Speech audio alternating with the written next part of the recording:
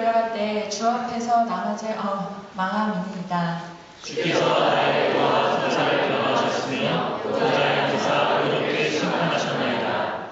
이방 나라들을 책망하시고 악인을 멸하시어 그들의 이름을 영원히 지으셨나이다. 원수가 무너져 영원히 멸망하였사오니 주께서 무너뜨린 성읍들을 기억할 수 없나이다.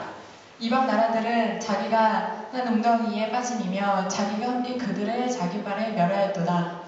여호와께서 자기를 아끼라서 심판을 행하셨으며 악인은 자기가 손으로 하나님에게 스스로 아끼었도다. 악인들이 스스로 돌아가느냐 하나님이 잊어버린 모든 이방 나라들이 그리하리로다. 비빈한 자가 항상 잊어버림을 당하지 아니하며 하나님의 자들이 영원히 실망하지 아니하리로다. 아멘.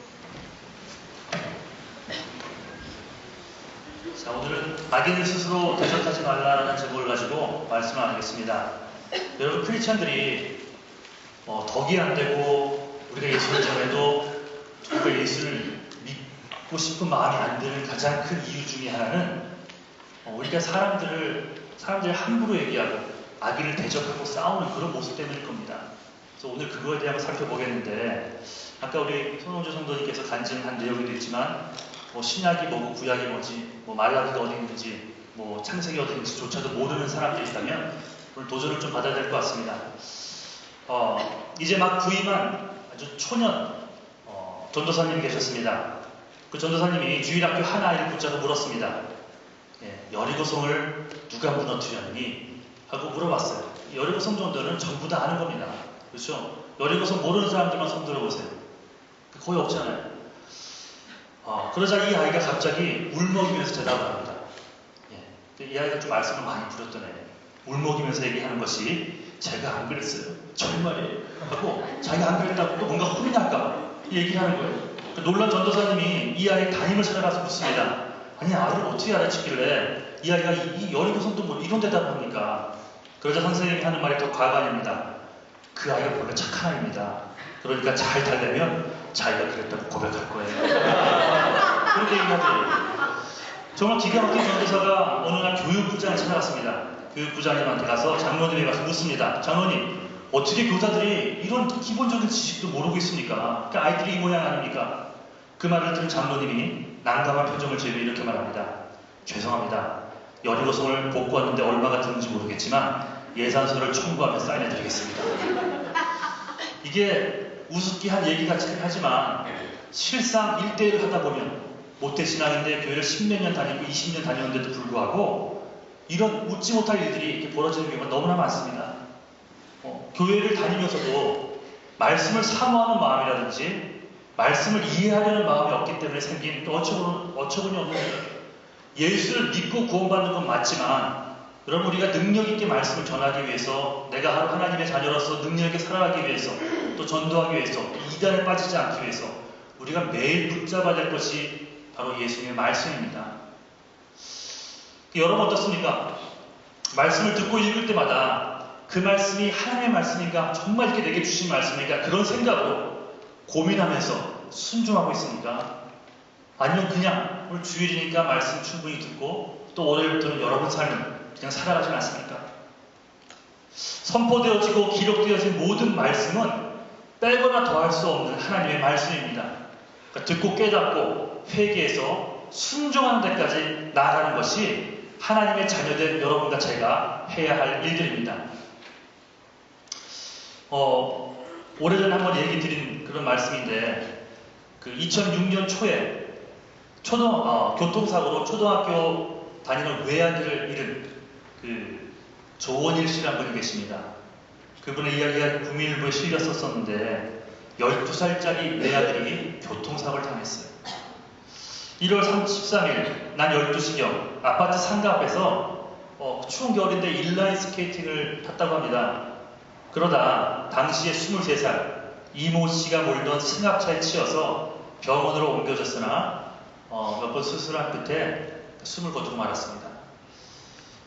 처음 사고 소식을 전해들은 조 씨는, 아버지는 하늘이 무너지는 것처럼 느꼈어요. 당연하죠. 38살에 이 아기를 낳은 거예요. 아기를 못 낳는다고 했었는데 38살에 아기를 낳았으니 이게 얼마나 눈에 넣어도 아프지 않은 그런 자식이겠습니까? 공부도 잘했고요. 음악의 소질도 있어서 성가대원 찬양단으로 활동했던 이 아이는 늦둥이 났지만 이 부부의 참 큰 자랑이었습니다. 이 엄마, 이 부인 송혜녀 씨는 사고 소식을 듣자마자 그 자리에서 기절했답니다. 실신을 해서 인근 병원으로 옮겨져 한 달간이나 치료를 받게 되었다고 합니다. 근데 경험이 없는 중에서도 이들이 또 예수를 믿는 그런 가정이라든지 아들의 죽음을 헛되지 하기 쉽지 않아서 아들의 안구와 각막을 2명의 시각장애인에게 전해줌으로써 그들이 세상 빛을 보게 됐습니다. 하지만 가해자만큼, 그 사고를 낸 그 사람만큼은 용서할 수가 없었어요. 가해자가 이미 술을 마신 상태였고 또 아들이 횡단보도를 지나다가 당한 사고였어요. 그냥 무단 횡단도 아니고. 이 사실을 알고는 정말 피가 거꾸로 솟아올랐습니다. 절대로 용서하지 않겠다고 이 사람들만큼 그렇게 결단하고 있었습니다. 그런데 사고 며칠 후에 가해자의 부모가 집으로 찾아왔습니다. 추운 겨울이에요. 당연히 안 만나줬죠. 만날 이유가 없다면서 문을 안 열어줬습니다. 그러니까 아내는 병원에 계속 입원해 있고 남편이 잠깐 집으로 온 사이 찾아왔던 모양이에요. 5시간이 지났습니다. 5시간이 지난 후에 외출을 하기 위해서 아파트 문을 나서던 이 조 씨가 영화의 추위 속에 벌벌 떨고 기다리고 있던 이 가해자 이 씨의 그 부모님이 거기 있는 것을 발견했습니다. 좀 안 된 마음도 있고 해서 일단 들어오시라고 가서 얘기를 하는 가운데 눈물로 호소합니다. 전날 그 제대한 기념으로 술을 마셨는데 술이 안 깬 상태에서 운전하게 되었고 정말 죄송하다 그러면서 선처를 부탁한다. 이렇게 울면서 간곡히 얘기를 하고 돌아갔다고 합니다. 그날 밤을 번민 속에 꼬박 세운 이 조 씨는 다음날 입원 중인 부인을 찾아갔습니다. 그 얘기를 끝내려고 그러는 거예요. 용서하자. 힘들지만 용서할까? 그 얘기를 하려고. 머뭇거리고 있는 이 조 씨에게 뜻밖의 부인이 먼저 말을 건넵니다. 여보, 조건 없이 가해자를 용서해주자. 깜짝 놀랐어요. 단, 가해자가 아직 예수를 모른다, 교회를 안 다닌다고 하니까 우리 교회 등록해서 신앙생활을 할 수 있도록 검문하면서 용서하자. 그래서 그 마음이 이렇게 동일하게 이렇게 맞아서 그를 용서해줬고 이 조 씨 부부는 가해자 부모님들이 마련한 합의금도 받지 않고 합의서를 작성해줬습니다. 그 작성해주면 끝나는 거 아니에요, 사실, 그렇죠? 이제 그런 마음으로 그 합의서를 사인해서 작성해줬어요. 경찰 진술에서도 처벌을 원치 않는다고 진술합니다. 한국에서는 원래 피해자의 진술과 상관이 없이 음주 운전자는요 구속을 바로 시키게 되어 있습니다. 동의가 필요 없어요. 하지만 이들 부부의 간곡한 요청으로 불구속으로 처리가 됐다고 합니다. 가해자 씨는 그달 말부터 청주의 대청교회 신자로 등록을 했고 그건 나중에 고백을 합니다. 이런 사랑을 받아본 적이 없다는 거예요. 이런 사랑. 처음에는 미안한 마음이 다니기도 했지만 이렇게 예수의 사랑이 무엇인지 이분들의 매주 만나는 이분들의 사랑이라든지 이런 사랑을 받아본 적이 없다고 하면서 예수를 구주로 영접했고 하나님 위해서 헌신하며 살아가는 그런 모습을 국민을 통해서 발견하게 됐습니다. 아들을 죽게 한 그 청년을 용서하기란 쉽지 않을 겁니다. 하지만 이들 부부는 자꾸 마음속에 떠오르는 것이 내가 너희를 사랑하는 것 같이 너희도 이웃을 사랑하라. 오늘 1부 때도 말씀드렸지만 이것은 should 정도가 아니에요. You must love each other. 그러니까 must라는 얘기를 씁니다. 반드시 해야 될 거예요. 우리에게 붙여진 사람들 그것이 원수라 할지라도 내 몸과 같이 사랑하라는 그런 하나님의 말씀을 자꾸 그 말씀 붙들고 자꾸 고민하고 또 고민했던 거예요. 결국 힘들었지만 그 말씀 때문에 아들을 죽게 한 청년을 용서했습니다. 그저 용서하고 만 것이 아니라 그 청년을 붙여준 이유가 있다는 생각에 그 청년을 교회에 등록시키고 오히려 그에게 말씀을 양육하며 그리스도의 사랑을 전하게 됩니다. 원수된 자를 얼마든지 원망하고 법의 처벌에 맡겨둘 수 있지만 이들은 예수님의 말씀을 되새기면서 어렵지만 아름다운 결정을 한 거예요. 그럼 지난주 설교 기억하십니까? 지난주 설교 제목이 뭐였죠? 1절부터 2절에서 우리가 초반부를 배웠는데 오늘 두 번째 시간 기억나세요? 두려움의 해독제는 감사가 있습니다. 두렵습니까? 감사할 때 그 두려움이 떠날 때 있어요. 그 말씀 드렸습니다. 순간에 두려움의 순간에 마음을 다해 감사하는 것이야말로 그 두려움을 이기는 길이 되었습니다. 특히 고난의 현장 가운데서 여지껏 나를 이끌어줬던 하나님의 은혜를 기억해내서 감사하는 것이야말로 현재의 고난과 두려움을 이기는 강력한 길이라 했습니다. 이렇게 감사 찬양을 할 수 있게 된 그리스도인들이 그 다음으로 주의해야 될 것을 오늘 본문에서 얘기하는 거예요. 절대 악인을 스스로 대적해서는 안 된다는 겁니다. 여러분에게 사랑을 붙여주신 이유는 축복해 주라고. 그 축복 속에 그들도 회개하고 주님께 돌아올 수 있도록, 그래서 우리를 이 세상에 두시는 겁니다. 그리고 심판은 하나님이 하시는 거예요. 그 절대 악인을 스스로 대적하지 않는 모습이 있어야 여러분 전도도 가능해집니다. 그러니까 방금 말씀드린 조시 부부는 바로 이 말씀을 제대로 깨닫고 그 말씀을 몸소 실천한 아주 아름다운 그리스도인들의 모습입니다. 그러니까 오해하지 마십시오. 법의 테두리 안에서 악인의 행동을 벌하는 것은 있어야 합니다. 정당하고 객관적인 태도로 죄인을 벌주는 모습은 필요합니다. 하지만 본문이 말하는 것은 사사로이 전해주는 그런 모습을 얘기합니다. 악인에 대항해서 미워하고 증오하는 마음으로 그들을 정죄하고 너희 스스로 그들을 벌주지 말라는 거예요. 여러분, 누구를 정죄를 많이 합니까? 여러분 생각이 다른 사람들, 정치를 잘못하는 정치인들, 경제인들, 나쁜 소문이 있는 사람들 뿐만이 아니라 여러분 가장 누구를 제일 잘 정죄하는 것 같습니까?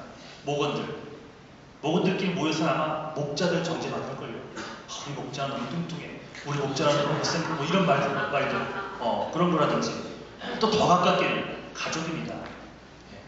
아빠에 대해서, 엄마에 대해서, 남편에 대해서, 아내에 대해서 우리가 스스로 무엇인가에 정죄하는 모습이 우리 모든 사람들의 모습 속에 다 있다는 거예요. 기독교인이든 아니든 간에. 이런 미워하는 마음, 이것은 살인이라 했기 때문에 주님께서는 사실 우리를 위해서 스스로 악인을 대항하지 말라라고 말씀을 하시는 거예요. 그래서 오늘 본문을 통해서 악인을 대항하지 말라는 데 초점을 둬서 여러분과 말씀을 나눠보고자 합니다. 세상을 살아가면서 우리 삶 가운데 반드시 있어야 될 것들 중에 하나가 좋은 인간관계입니다. 인간관계. 물론 하나님과의 관계는 물론이고 이 세상에서 살아가기 위해서는 관계를 무시하고 살아갈 수는 없습니다. 근데 가만히 보면 처음에는 너무나 좋은데 나중에 좋지 못한 관계를 끝나는 경우가 너무나 많습니다. 이건 어떻게 보면 교회에서 더 많은 것 같아요. 올해 세상 사람들은 술 한잔 마시고 풀기도 하는데 우리는 올해 처음에는 조금 환한 얼굴로 이렇게 얘기했다가 조금이라도 이권이 물질이라든지 지위, 명예가 걸리기 시작하면 손해보기 싫어합니다. 단 1불도 손해보기 싫어하고 시간 10분, 5분 내는 것도 싫어하는 것이 사실 크리스찬들의 모습이 아닌가 생각을 해봅니다. 이건 교인들, 가족들 예외가 없는 것 같습니다. 특별히 교회 믿는다고 하는 교회 안에서 이런 일들이 벌어지는 것을 보면 참 마음이 아프고 슬픔을 금할 길이 없습니다. 찬양을 하고 기도회를 하고 성경 공부를 하고 주일 성수를 하고 11조를 잘 내도 도무지 삶 자체에 변화가 없는 사람들이 너무나 많습니다. 이렇게 예수 믿는 사람들이 많은데도 불구하고 아직도 예수 모르는 사람들이 더 많은 것은 여러분 이상하지 않습니까? 이게 뭔가 잘못되어 가는 거 아닙니까? 여러분의 모습을 딱 봤을 때 지킬 것 기본적인 것들을 지키고 나가고 흔들림 없는 무슨 기준이 있어야지. 그것이 기쁨과 평안으로 드러나야지 예수 믿지 않는 사람들이 우리의 모습을 보면서 예수 믿지 않겠습니까? 조그만 것도 듣기 싫어하는 말, 그걸 한마디도 듣기 싫어하는 것이 사실 우리들의 모습이에요. 예수 믿는 사람들이 헌신도 많이 하지만 사실 정죄도 많이 합니다. 이 교회 안에서부터. 그러니까 삶의 변화가 없는 사람이 너무 많다는 거예요. 그러니까 원수를 용서하는 정도가 아니라 축복하라는 말씀을 정말 수십 번도 하셨는데 우리는 그냥 입으로만 아멘이고 내 눈 밖에 난 사람들은 다 원수가 됩니다. 그래서 어떻게 이렇게 함부로 얘기하십니까? 그게 친한 사람이라고 할지라도 남편과 아내라고 할지라도 어떻게 교인들을 향해서 함부로 얘기하고 함부로 대하고 오히려 이해하지 못하는 일이 왔을 때는 여러분들이 이해해줘야 되는 거 아닙니까? 예수님 여러분들을 어떻게 이해하셨어요? 예수님께서 잘못 하나 할 때마다 여러분을 정죄하지 않았습니다. 그럼 우린 숨 막혀 죽을 거예요. 기다리고 또 기다리셨다가 내가 잘못을 깨닫고 돌아와 회개하면 조건 없이 또 용서해 주신 것이 예수님인데 그 사랑이 있어 우리가 여기까지 살아있는 것인데 우리는 사랑 안 하고 주신 가족에서부터 사랑하라고 주신 목원들, 또 교회 식구들, 함부로 말하고 함부로 대하는 모습이 너무나 많이 들려옵니다. 나보다 좀 잘난 사람이 있으면 거기에는 꿈실거리며, 나보다 못난 사람이 있으면 그 사람의 감정은 안중에도 없어요. 왜 나보다 못한 사람이니까. 함부로 대하는 모습이 이게 제 눈에도 보인다면, 여러분들에도 보인다면 예수 안 믿는 사람들은 더 정확하게 보고 있지 않을까요? 그러니 예수 믿으라 해도 뭐라 그럽니까? 너나 잘해, 너희들이나 잘해, 이런 반응 굉장히 많이 듣습니다. 너희나 일단 하나가 되라는 거예요. 그러니 여러분 명심하십시오. 특별한 잘못이 없더라도 내 눈밖에 난 사람, 나와 생각이 다른 사람들을 비판하는 우리의 모습을 보고 여러분 회개해야 됩니다. 그러니까 이 남을 미워하고 정죄하는 것에 대한 회개는요, 매일 해야만 합니다. 매일.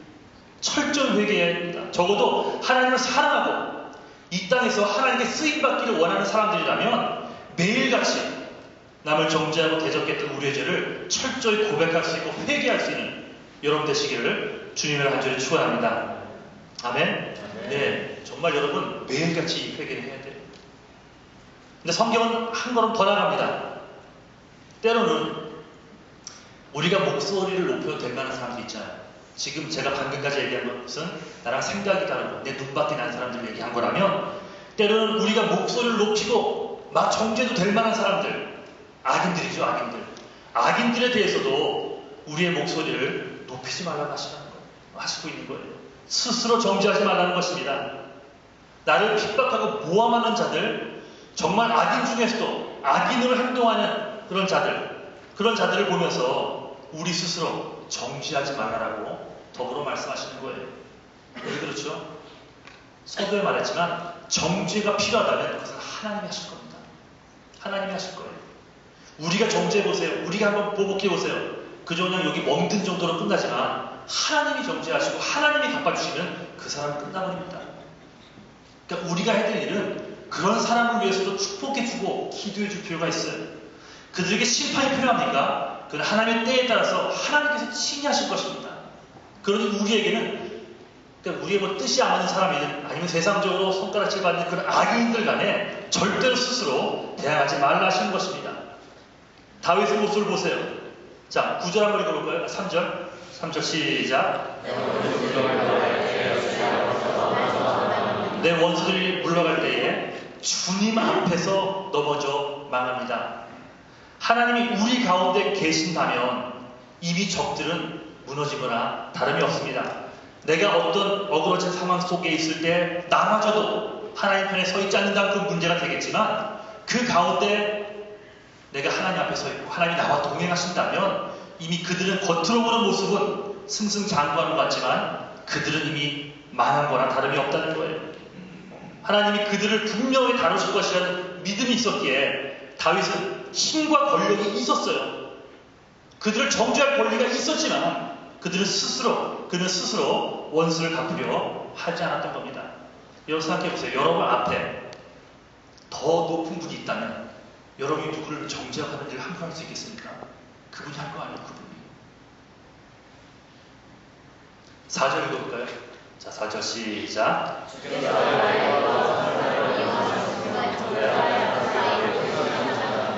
여기 보니까 나의 의와 송사를 변호하셨으며, 쉽게 풀어 얘기하자면 내가 억울한 일을 당할 때, 내가 억울한 순간이 그 가운데 있을 때 주님께서는 그걸 아시고 친히 변호해 주신다는 말씀입니다.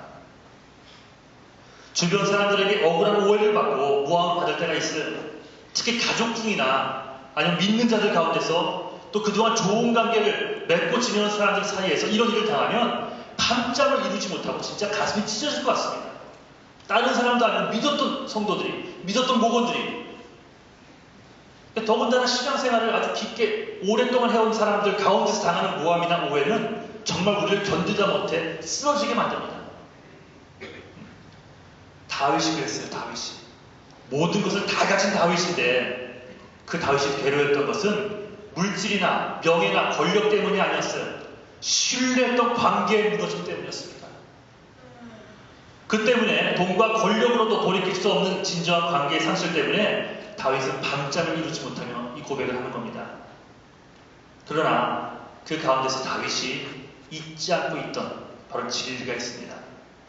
자신의 의와 송사를, 즉 억울함을 풀어주시고 변호하실 분이 있다는 사실, 그것이 하나님 아버지라는 거예요. 은혜 신뢰를 사는 우리들에게 적용한다면 마지막 심판대 갔을 때까지라도 우리를 변호해 주실 수 있는 분, 예수님. 관계에 얽히고 설킨 모든 문제를 풀 수 있는 길은 자신의 어리석은 변론이나 인간적인 말이 아니라 바로 하나님 한 분뿐이라는 확신이 있었습니다. 그래서 그는 어려운 가운데서도 마음을 다해 감사할 수 있었고, 더디 이루어지지 않고 정확한 시간에 이루시는 하나님의 역사를 기대하며 나갈 수 있었던 겁니다. 이제 우리도 그런 고백을 하면 좋을 것 같습니다. 이제 원수를 여러분 스스로 대항할 생각하지 마십시오. 바른말 잘하고 목소리 크고 목소리가 큰 사람들에게 이기는 것, 이거 하나님 앞에서 하나도 유익한 행동들이 아니라는 것을 여러분 잊지 마십시오. 온갖 모함과 오해로서 우리에게 다가오는 악의 세력 앞에 스스로 대항할 생각을 하지 말고 이제 이렇게 고백하십시오. 우리 앞에 원수, 아니 꼭 원수는 아니더라도 우리를 오해하고 모함하는 자들을 바라보면서 저들을 보고 계시는 분이 계시며 상황을 바로 잡아줄 분이 계시며 또한 이 관계를 회복시켜줄 분, 지금 나에게는 나를 변호해 주신 예수 그리스도께서 함께 계심을 여러분들 고백하고 나가기를 주님의 간절히 축원합니다. 저도 목회를 하면서 힘든 일을 많이 당했습니다. 그 중에 내가 잘못한 것도 참 있어서 많이 회개도 했지만 스스로 변호하려는 순간, 예를 들어서 승엽이랑 나와서 이것 분쟁이 생겨서 예를 들어서 이것저것 따지면서 싸웠다고 합시다. 누가 이길 것 같습니까? 승엽이랑 저랑 싸우면, 말도 안 통하면. 쟤는 말을 안 하잖아요. 그래서 제가 이기겠죠. 그래서 제가 정죄해버리면 끝이에요. 목자들한테 이제 승엽이랑 딱 빼고 카톡합니다. 자, 승엽이를 조심해라. 모든 모임에서 그를 상치하고. 그런 식으로 이길 수 있겠죠. 이길 수 있지만 그렇게 이긴다고 해서 내가 나한테 진 그 사람이 거기에 순종하고 돌아오느냐? 여러분 아닙니다. 인간이 인간에 대해서 대항했을 때 이겼다고 합시다. 그 사람을 잃게 되는 거예요, 동시에. 절대로 그 사람에게 예수를 전할 수 없습니다. 절대로 그리스도의 사랑 전할 수가 없습니다. 그러니까 이 십자가 진리, 십자가 외에는 구원이 없습니다라는 것 빼놓고는 그냥 여러분들이 그냥 욕먹고 여러분들이 예수 믿는 사람으로서 여러분들이 손해보는 그렇게 하고 말 수 있는 것들이라면 그 자리에 서십시오. 하나님 기억하십니다. 기억하시고 세상 사람도 그걸 봅니다. 그러니 말싸움하고 이기려 하지 말고 여러분 지십시오. 남편에게 먼저 주시고요. 아내에게 먼저 주시고요. 자식에게 먼저 주시고, 부모에게 다 마찬가지입니다. 나의 억울함을 변호해 줄 분 하나님 예수님이 있다면 그 가진 것들에 우리 목숨 걸지 않고 자신의 말과 힘으로 대적하는 것이 아니라 예수님께 맡겨드릴 수 있는 여러분 모두가 되시기를 주님의 안주로 축원합니다. 그렇다면 한 가지만 더. 본문에서 악인합니다. 악인이라고 하는데 악인과 의인을 가르는 기준은 뭘까요? 과연 누가 의인이고 누가 악인일까요? 자, 17절 한번 읽어보겠습니다. 17절 시작.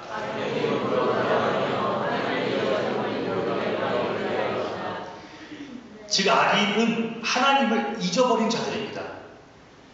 세상적으로 악인하고의 기준이 좀 달라요. 그렇죠? 착한 사람, 나쁜 사람 있지만 성경에서 말하는 그러니까 착한 사람 같은 경우에는 이 땅에서 선을 행했을 때 박수를 받는다고 예수님도 말씀하십니다.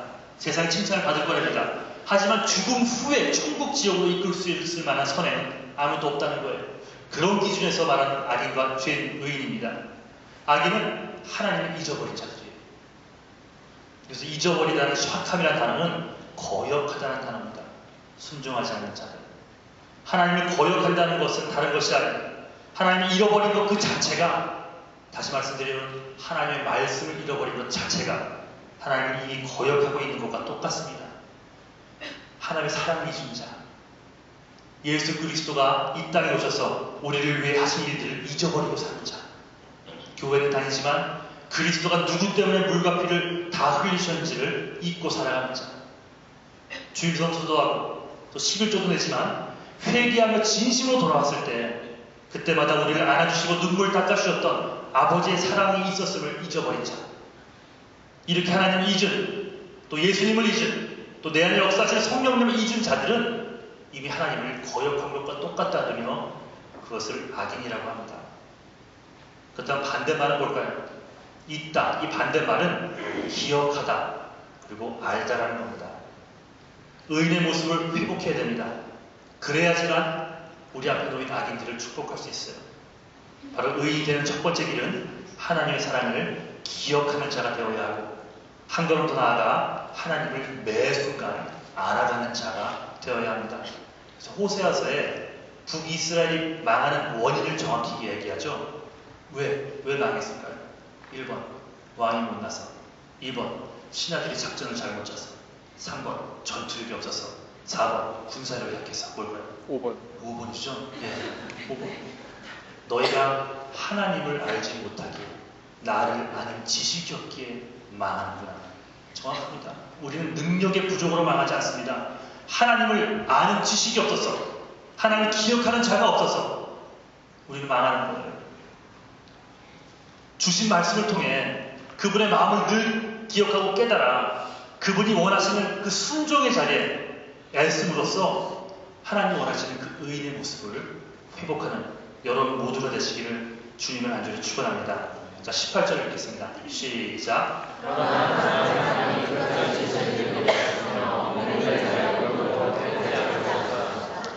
자, 이거를 두 가지 축복을 주시는데, 끝까지 잊혀지는 일이 없을 것이며 결코 헛되지 않을 것이다. 그가 꾸는 비전, 꿈이. 의인 즉 예수님의 은혜를 기억하고 알아가는 자들이 받는 복이에요. 하나님께서 이들을 영원히 기억해 준대요. 여러분, 기억받는 거 기분 좋지 않습니까? 기억받는 거 기억이 너무 좋습니다. 예. 군대 열심히 2년 갔다 왔는데 석훈이 돌아왔어요. 새로 오셨어요. 제가 가서 인사를 한다면, 예. 내가 아는 청년이랑 많이 닮았네요. 이분이 석훈이야. 이거 얼마나 기분이 섭섭하겠니요? 섭섭하죠. 섭섭하지 않겠어요? 근데 저는 사람 얼굴하고 이름을 기억 못하는 걸 유명합니다. 저는. 그러니까 여러분들 그럼 이해해주세요. 앞으로도. 예. 김희원 사모는 한 번 본 사람 이름을 갔던 거리까지 다 기억합니다. 참 잘 맞는 것 같아요. 우리도. 여기 없네요 지금. 예. 인간들은 서 있고 살 수 있지만 하나님이 있지 않는다면 여러분 게임 끝난 거죠. 하나님이 기억한대요. 하나님. 그리고 우리가 하나님을 향해서 가지고 있는 꿈들이 있잖아요. 그런 것들로 인해 실망시키지 않는다고 약속을 해주십니다. 그러면 여러분, 이런 축복을 받기 때문에 의인이 되라는 말이 아니에요.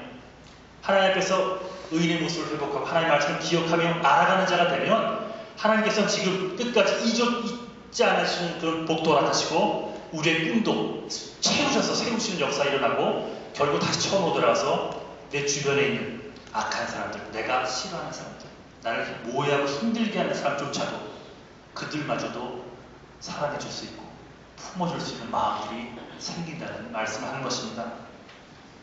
자, 말씀을 정리하겠습니다. 의인 되십시오.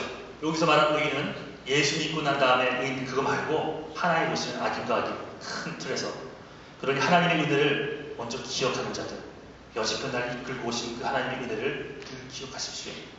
두 번째, 매일 말씀 묵상하면서 하나님을 평생 알아가십시오. 그 말씀을 통해 그분이 어떤 분이시며 무엇을 원하시는지 늘 심각하게 고민하고 기도하며 나가십시오. 이 두 가지 모습이 회복될 때 3절, 6절 초반에서 얘기했던 원수를 대적하지 않는 능력도 우리에게 주어질 겁니다.